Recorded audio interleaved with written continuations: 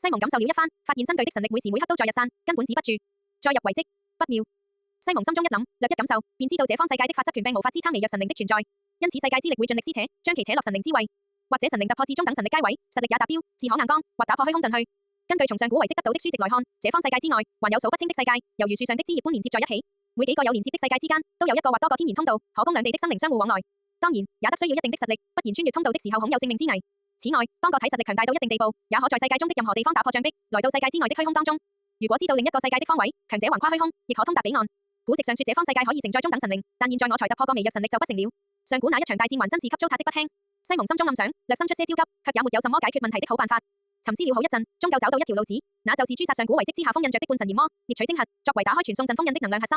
之前遇到的古傳送陣，便是一處兩界通道，不過用魔法陣給封印了，並且此陣還另有妙用，開啟之後，即便是實力低微的人，也可較為安全的穿梭兩界。現如今西蒙身上的神力每時每刻都在緩慢流逝，因此誅殺半神炎魔，去往新世界，刻不容緩。蓋倫特，去召集200名騎士，隨時準備出發。代麗，叫上3名白袍法師與10名灰袍法師，隨時聽命。西蒙當即下達了命令，是公爵大人，二人領命，紛紛調度去了。西蒙則是趁這間隙，來到永麗城外的聖堂當中。這裏的模樣已然大變，代表聖神的雕像早不知丟到哪裏去了。堂上供奉的正是雷霆之神，雕像的面容十分模糊，但右手上的一柄箭錘刻畫的惟妙惟肖。主人，我已經將西塞地中的所有聖神教堂換成了雷霆教堂，處理掉了部分頑固不化的教眾。現在雷霆之神的信仰正在民眾之間進行宣傳，相信不久之後，西塞地上的民眾都會成為雷霆之神的信徒。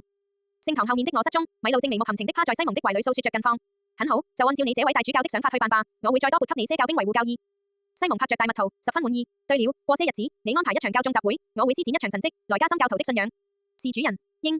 第二天，西蒙糾集兵馬，朝上古遺跡去了。現在通往遺跡的道路熱鬧的很，道路基本修繕完畢，不過金爐城還在修建當中。西蒙一行沒用多久就到遺跡的入口處，如今遺跡的淺層都被掃蕩完畢，有士兵和白袍法師駐守。再深入的地方還是無人區，等待開發。不過西蒙在神力感知之下，也基本知曉了遺跡的整體佈局，因此他們一走進去，便目標